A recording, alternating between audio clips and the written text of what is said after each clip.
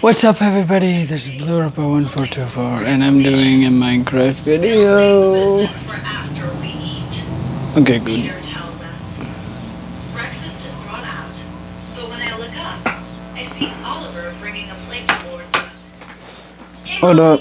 Luna, Alpha, Your Majesty. Hey, Grandma, remember I have anime club tomorrow. Everyone but me. I heard about your Hey, hand. Grandma, I made your favorite. I have anime club tomorrow. Remember, Placing the okay? eggs Benedict down in front of me, leaning down. You don't have me going there. CSR Tuesday. I'm so sorry. No, today, Grandma, today's Sunday. Today's Sunday, right? I can't help the tears that come to my eyes. Hold on, everyone. I need to tie my boots. He reaches forward, grabbing the knife and fork, and cuts my food for me. Because my best friend has realized I can't do it free now. myself. Huh? Bathroom's free. I whisper, not trusting All my right. voice. Of course. Just promise me one more hike before you leave here, okay? He asks, and I nod in agreement before he leaves us. He seems like a nice Alright. fellow, Audrey says kindly. I nod to her.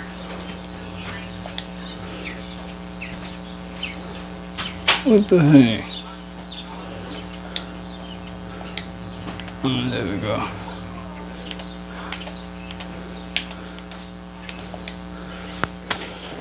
Alright.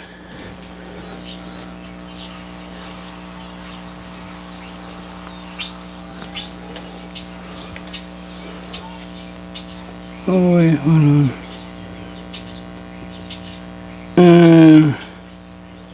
Give me a sec. Okay, it's just my controller.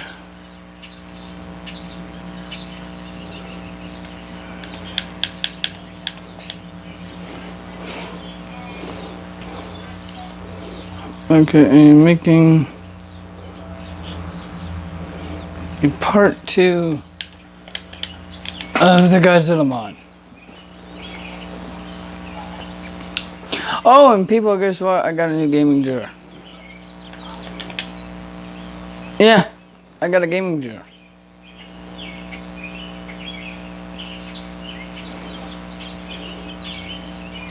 Now, as promised, I am making a part 2 of the Godzilla mod. But right now, I got my gaming earbuds in. Actually, you know what? It might. Nah. Grandma's watching something, watching her thing, or listening to her audiobook, and I don't want to interrupt her. This time I have all the monsterverse characters. Hold up, let me.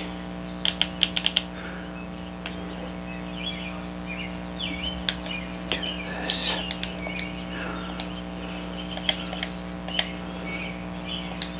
Because unfortunately. Hold up.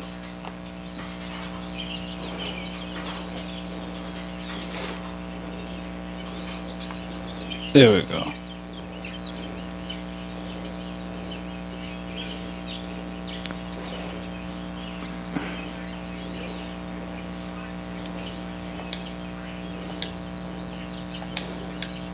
Okay. Bring out Godzilla.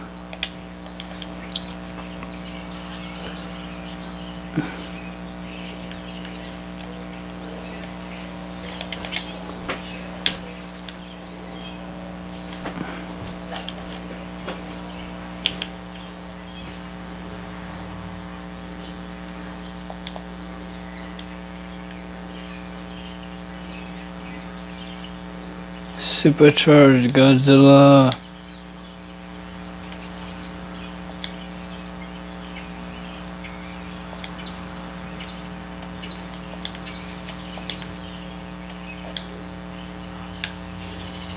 Okay, let me bring out Titanus Tiamat.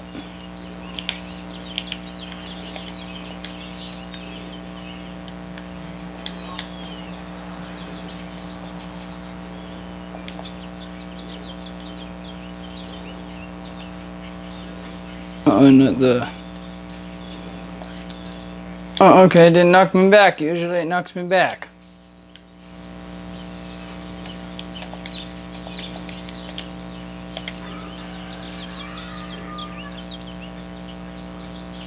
Wait, what? What happened? Oh, there we go. My game's lagging. Fight back, Tiamat. Tiamat. Why isn't Tiamat fighting back? Usually she fights back. Hold on.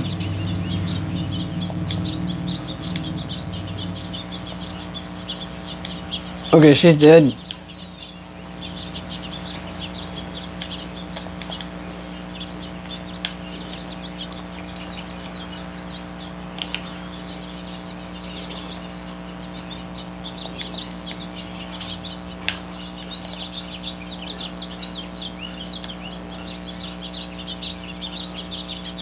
Alright.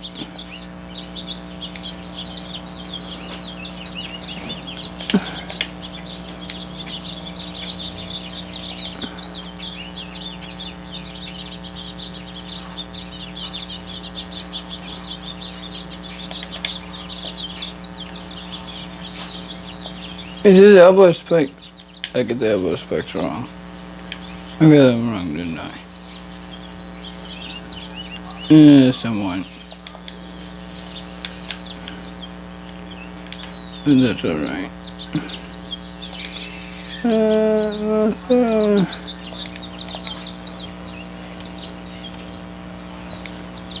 My base glove.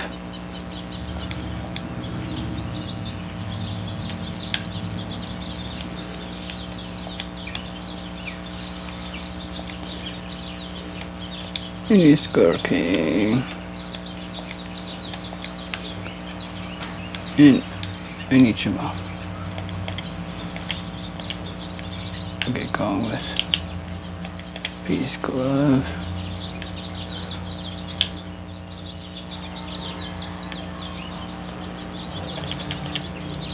And then I need Lothra.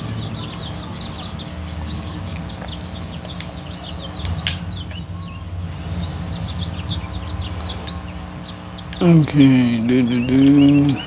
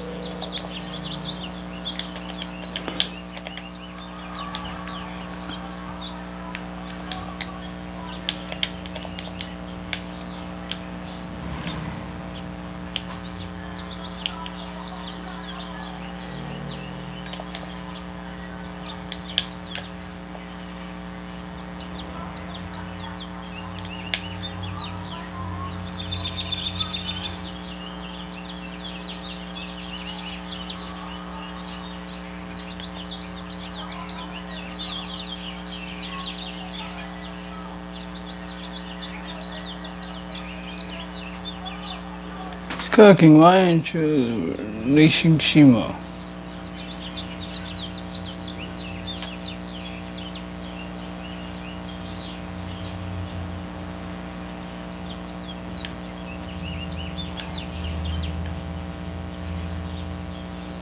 Oh, there's the crystal.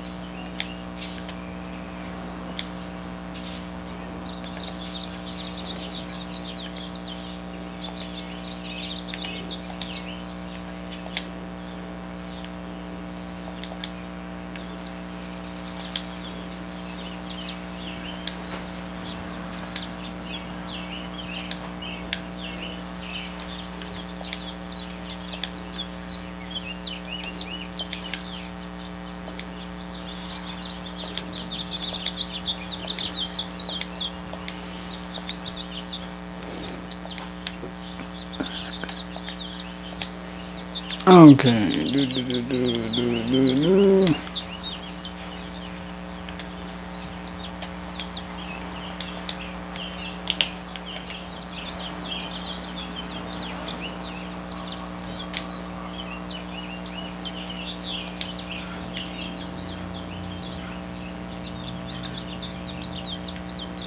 Let's try Evolved Godzilla versus Tiamat.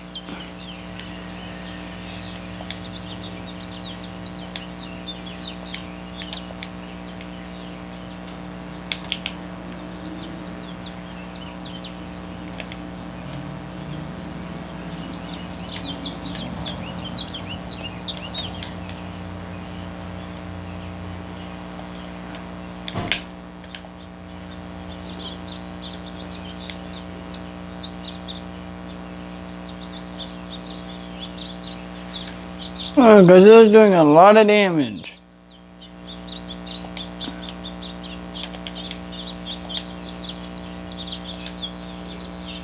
Okay.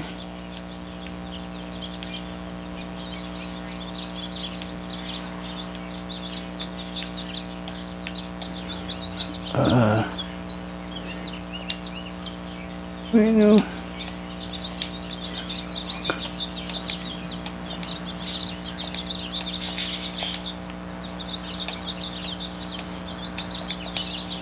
Let's try Godzilla versus all the great apes.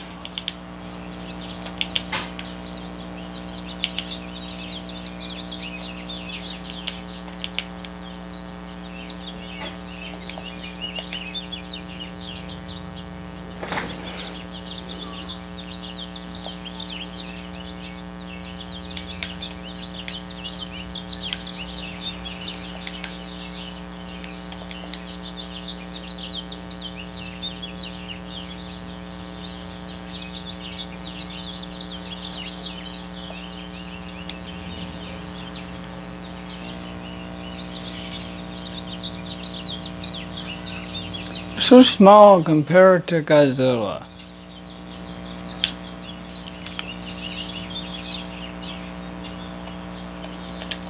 Okay, that one,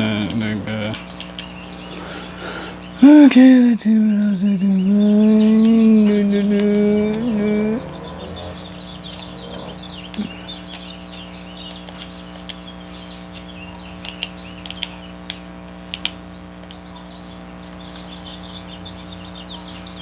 Dude, seriously?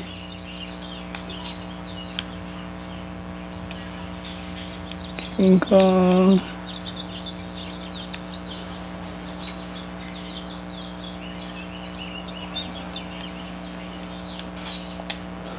Okay.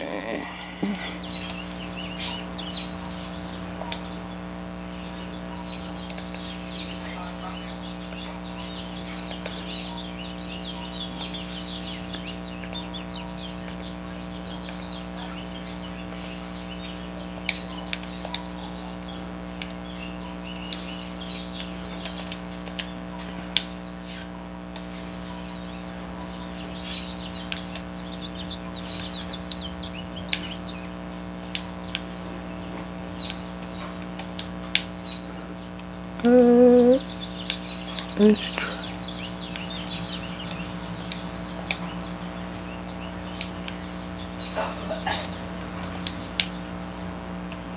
Versus Tiamat.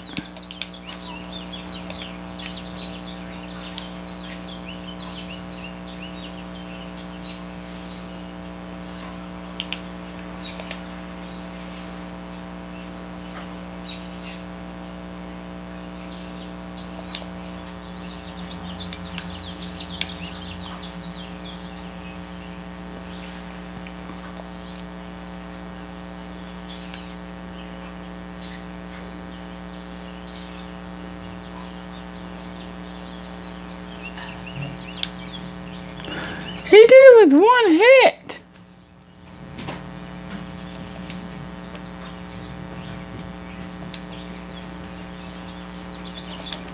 Is thermal really that powerful? Is thermal really that powerful? Wait. Hold on, I gotta see some. Only Ollie and Robbie know about the caves you found. I said, well, until Robbie mentioned it at dinner with our families. Maybe someone overheard. It's possible.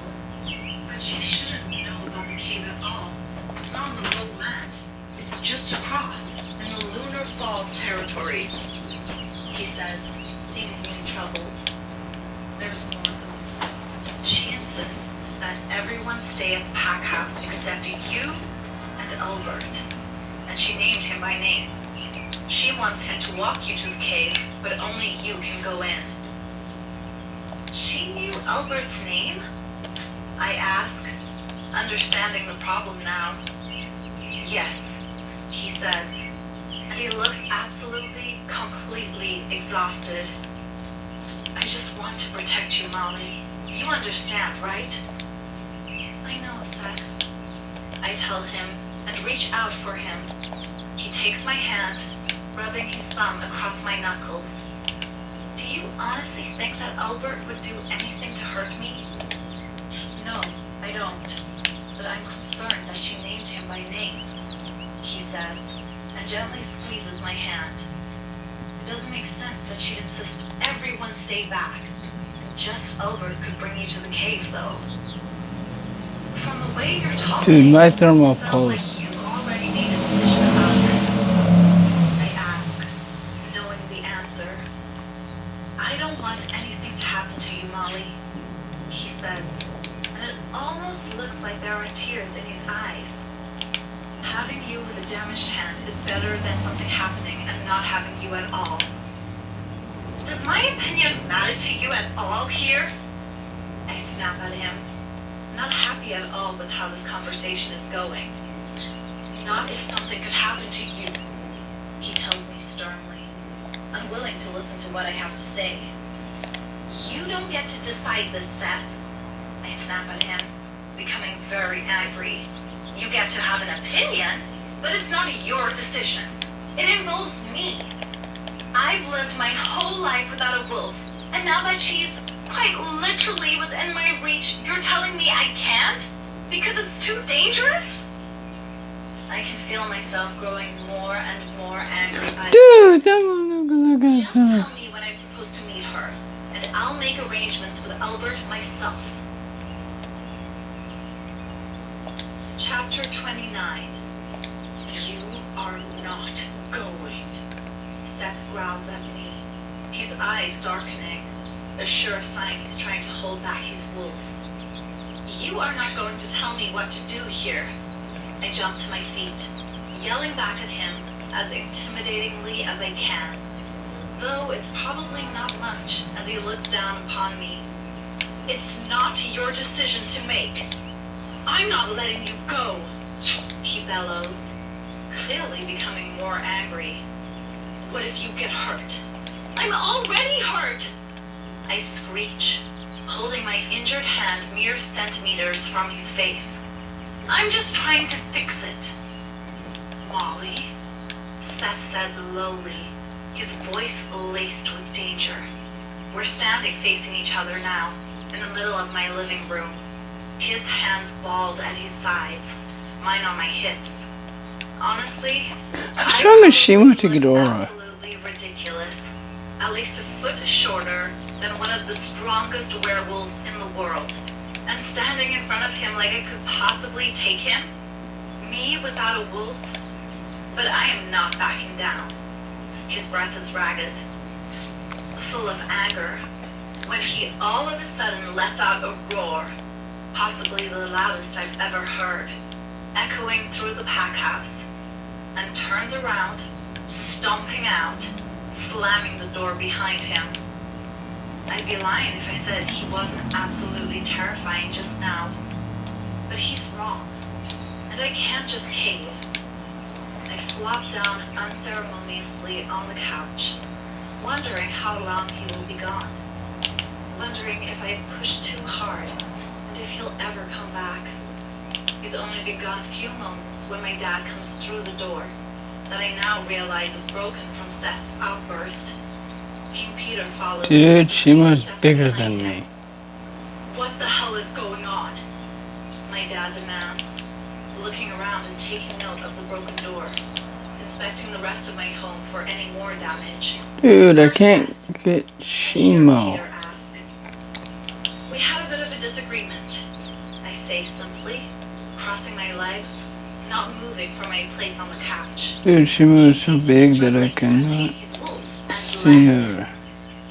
We could hear you two all the way upstairs, Peter says, appearing slightly less upset than my dad seems to be, but still very unhappy. Dad crosses the room to come sit next to me on the couch. You okay, kiddo? Yeah, I'm fine. I tell him. Is this about their trip? Yeah. Have you talked to Robbie? I was speaking with him when we heard you two arguing. He doesn't want me to meet her. I know, kiddo. It doesn't sound safe. What if it's my only chance, Dad? I say, trying to hold back tears. Dad places his arm around me and pulls me into his side. I gather this is about my son, Peter says to me, and I nod. Would you like me to leave? I'd go after him, but I believe your brother already has. He was with me and Robbie. He knows. Just don't let him know about your wolf. It's okay. You don't have to leave, I tell him, and he smiles at me kindly. I motion to him to take a seat, and he does. It smells amazing in here, Peter tells me. I return his smile. Thanks. I made Seth dinner before everything blew up.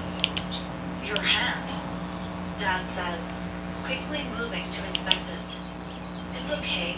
I wore a glove to keep it dry, I tell him. It took a while, but I managed. My dad looks at me, pride on his face. Good. I'm glad you were able to. We sit there, in an awkward silence for a few minutes, no one daring to say anything about the situation. When I finally decide to break the silence. I told him it's not his choice to make. That's why he's so mad. Peter chuckles a little bit. He's not used to being told no. Clearly, I tell him and smile at him, with him returning a smile just as big as my own. Honestly, I don't understand why everyone is so worried about him finding out about my wolf. He's been nothing but kind to me. I take it you want to meet with her, Dad asks me, and I nod at him. I have to, Dad. It's my choice, I say, as Mom and Audrey enter the room. Oh good, I've disturbed the entire family. It was mostly my son that did the disturbing, Audrey tells me, looking very upset. So we need to create a plan for you to meet with the witch and keep you safe? Mom asks, and I nod in agreement. Seth isn't going to cooperate, but I have to do this, I tell her. I know you do, and you will. He can help us, or he can stay out of the way, but we're going to make it happen, she says, looking at everyone to make sure they understand that this is what I want, and she's going to make it happen. Your brother has gone to find him. Hopefully he can talk some sense into him, Audrey tells me. Seth just wants to keep you safe, but he's misguided about how to do that. It doesn't matter how he feels about it, I tell her, annoyed. It's not his choice, and he doesn't get to act like this, I say, motioning to my broken door. He does get to help make this choice, Molly, Audrey says calmly. He's your mate. He doesn't get to have an opinion when he refuses to mark me, I snap, leaving no room for discussion on the matter. I feel terrible about how I've spoken to my mate's mom, but it's true. We may be mates, but he's acting like I'm his property, and I'm very much not. No one dares to say anything after that. Alright. But I can sense my dad's pretty angry about it. Though I'm not sure if it's about finding out my mate refuses to mark me, or just the whole situation, but he's not doing a good job of hiding it. I'm not sure he's even trying to hide it.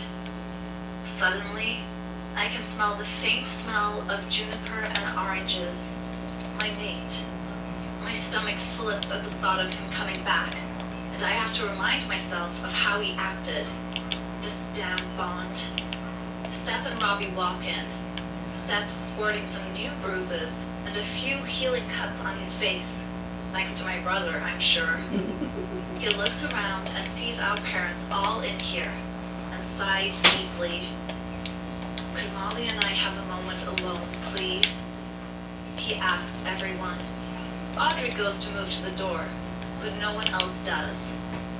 Son, I will not be leaving my daughter alone with you until she tells me to leave, my dad says, tightening his hold on me.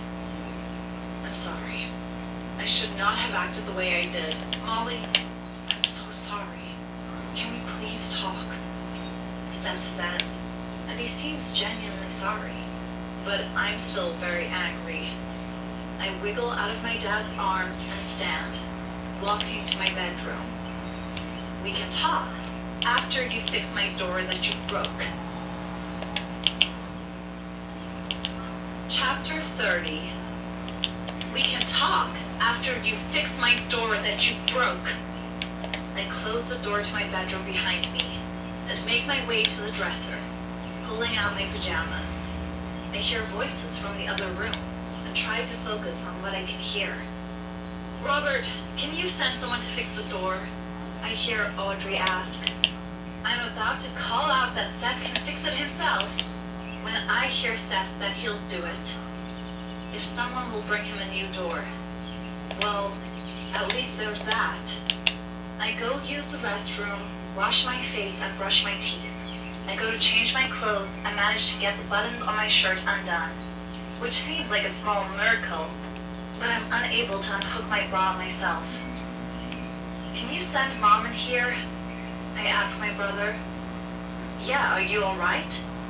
I'm fine, Robbie. I just can't get out of my clothes with my damn finger. Oh right, she's coming. My mom gently knocks on the door and opens it, sliding into my room. She doesn't say anything, just walks over behind me and unhooks the bra for me. Thanks, I whisper, embarrassed that I need so much help still. Of course, Molly, she says, and sits on the foot of the bed. I manage to get out of the rest of my clothes and into my pajamas with no problems, thankfully. Come here, Mom says, and I see that she's grabbed a hair tie. I sit as instructed and she moves behind me, gently touching my hair, and she begins to braid it.